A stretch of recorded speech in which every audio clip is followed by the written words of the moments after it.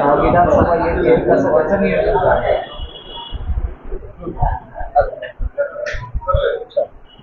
नमस्कार. उद्या महाराष्ट्र प्रदेश राष्ट्रवादी काँग्रेस पक्षाचे प्रांताध्यक्ष सन्माननीय खासदार सुनील तटकरे साहेब हे उद्या अहमदनगर दक्षिण लोकसभा मतदारसंघ आणि अहमदनगर उत्तर मतदारसंघाच्या दौऱ्यावर 2 दिवसात या ठिकाणी येणार आहे.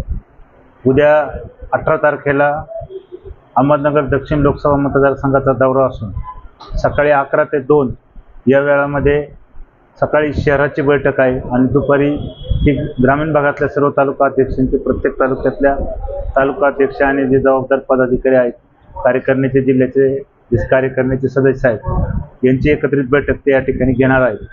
आणि या बैठकीमध्ये ते झालेल्या लोकसभा निवडणुकीमध्ये जो आपला पराभव झाला तो कशामुळे झाला त्याची कारण मीमांसा या ठिकाणी करण्याचा प्रयत्न ते त्या ठिकाणी करणार आहेत आणि त्याच्यातून आपल्याला काय सुधारणा करता येईल आणि त्या अनुषंगाने विधानसभेच्या निवडणुकीला कशा पद्धतीने सामोरं जाता येईल या बाबतीचं सर्व मार्गदर्शन आदरणीय खासदार सुनील तटकरे साहेब त्या ठिकाणी करणार आहेत. सगळ्यात महत्त्वाचं म्हणजे कांदा आणि दुधाच्या दराच्या अनुदानाच्या बाबतीमध्ये शेतकऱ्यांच्या मोठ्या प्रमाणामध्ये नाराजी होती.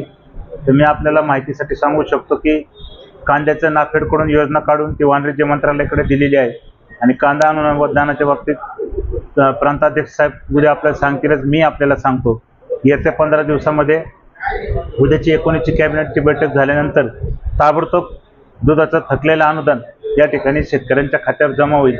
अशा पद्धतीने जे काही प्रभावी योजना करून शेतकऱ्यांना आणि सामान्य माणसाला मदत होईल अशा प्रकारची भूमिका प्रांताध्यक्ष समजून घेऊन त्या ठिकाणी कार्यकर्त्यांना आणि त्या जिल्ह्यात घेऊन ते मार्गदर्शन करणार आहेत.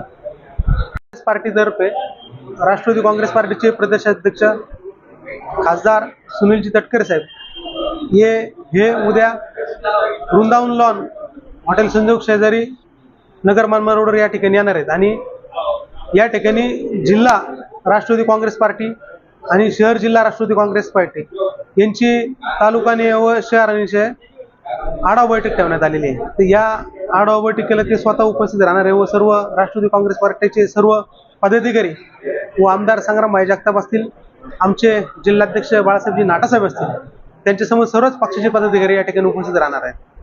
तर माझं असं या ठिकाणी आपल्याला सर्व नगरकारांना व पदाधिकाऱ्यांना आव्हान आहे की आपण जास्तीत जास्त संख्येने त्या ठिकाणी आपण यावं.